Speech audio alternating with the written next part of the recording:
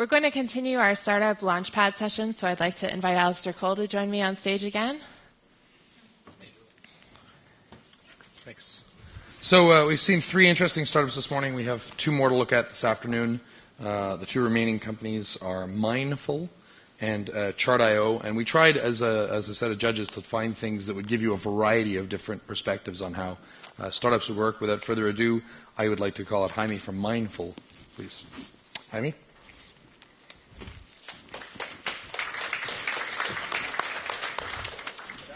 Everyone, my name is Jaime Brugueras, and I am the CEO and co-founder of Mineful. There's a big problem, and that is that we're all crunching data, we're analyzing all the information, but it's not giving the business revenue any really big impact on it.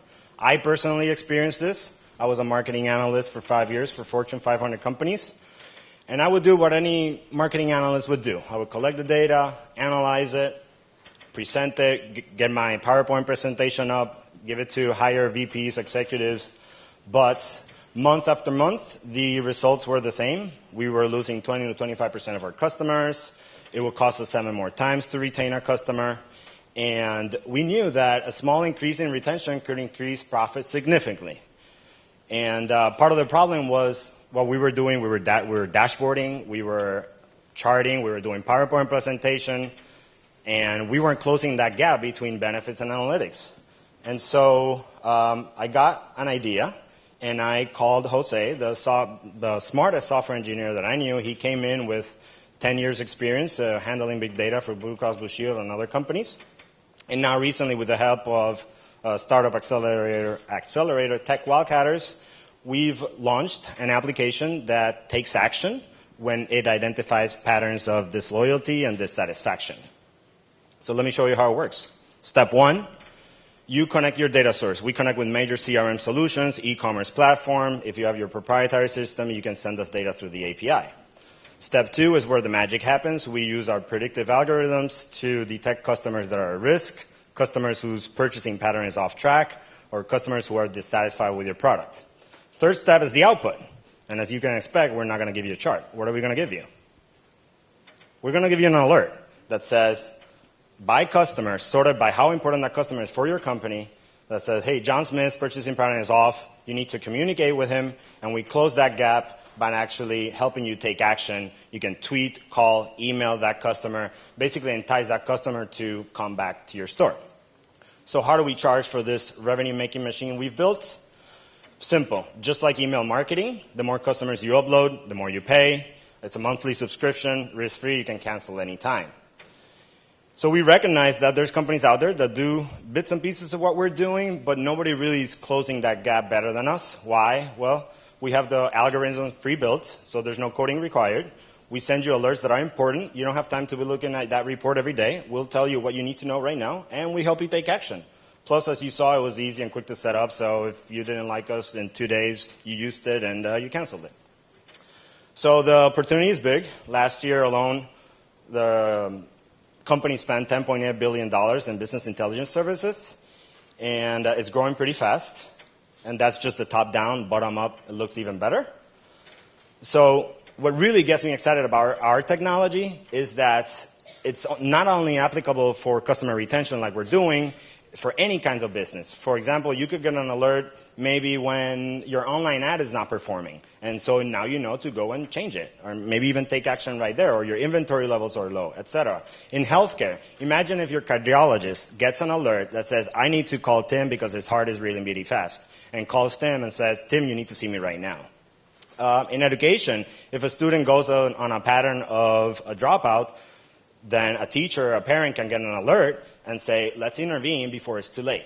So what we really built here is a mathematical layer that stands in between data and these action-oriented alerts so that we can be more proactive about our customers, about our patients, and about our students.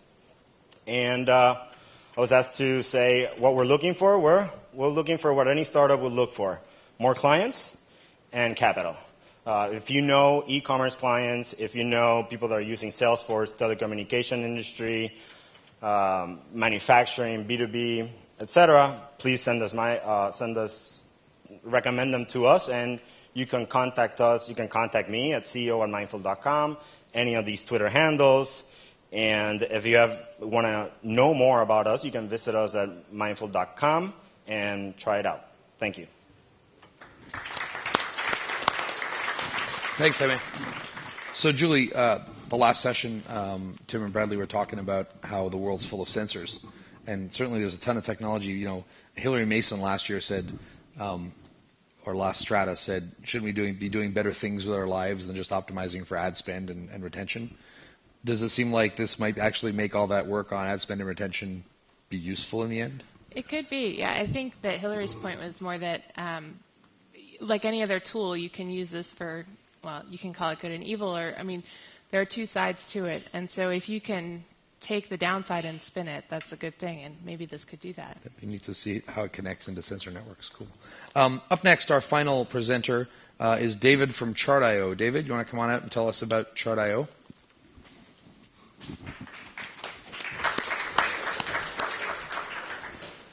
Thank you. I am David from Chardio.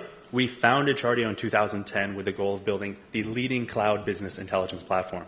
Over the past year, we've had the fortune to be backed by an amazing roster of investors, including Y Combinator, Avalon Ventures, and then angels like Matt Acko, Jeff Hammerbach, who I think is somewhere around here, and then Kenny Van Zandt. This is something everyone here is very familiar with. Companies are drowning in data, and the amount of data that they're collecting is only increasing. Right now, in order to get insight from that data, for example, which sales region is performing best, which employee is the least efficient, what's our average customer lifetime value, companies have two quite poor choices. They can waste their IT department's time with ad hoc reports on a regular basis. IT actually should be focused on maintaining the company's technical infrastructure. Or they can pay through the roof for legacy software from mega vendors like IBM and Oracle, but that software is extremely expensive, takes ages to deploy, and is very hard to use. So we're changing all of that. We're moving business intelligence to the cloud. We describe our product as Google Analytics for business data, and over the next year we're going to connect to all the major data sources a company cares about.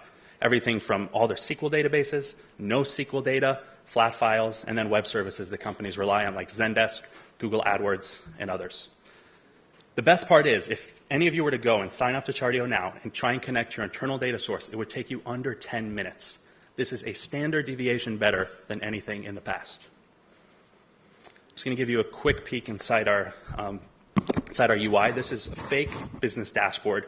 Though it says Airbnb at the top, they are a customer. This is, again, fake data. At the top, you have a global date time slider. You can use that to set custom time frames, and then all your business visualizations will adjust according to that. And then if you see that red line where there's a hover, you can actually drill down into that data. And because we understand the relationships into your data, we can recommend different ways of slicing it. So we might say, hey, you might want to look at this by gender or by state. Creating visualization is super easy. At the top, you pick the type of chart that you'd like, a line chart, a bar chart, a pie chart, table, etc. And then on the left-hand side, you have your databases. Stack Overflow is just a dummy database. You can have any kind of data source. Then you just drag and drop the columns. We made it really easy for anyone to do this, and the chart is created. We're actually moving to a model where you just drag and drop columns into a table. So you can throw any kind of data that interests you. We'll build a live table report, and then we'll do the work for you and intelligently suggest a visualization that actually makes sense. In this way, this kind of opens up data analysis to people who are not familiar in thinking in terms of data visualization. One way or the other, the business intelligence market will be disrupted. Cloud BI just makes way too much sense. It's much cheaper, it's much faster, and is much easier to scale. Thank you. Thanks. So it looks like the second of the sort of visualization tools we've seen today, definitely. Thoughts? Yeah, I mean, there's a joke in the Viz community that BI is data visualization that's boring. So if you can make it more interesting and still be, actionable for decision making, that's great. And your iBeam event last night, you definitely had the I'm an artist, no, I'm a scientist, and the sort of healthy tension between those two worlds. Healthy tension and communication, and that's part of what we've seen at this event is, with so many of the speakers, meteorologists meeting business people, meeting, just bringing different communities together to have conversations about their common pursuits is a useful thing in visualization and everything else. All right. I'm going to go find the other judges, and we're going to go get judgy and stuff, so thank you. Great, thank you.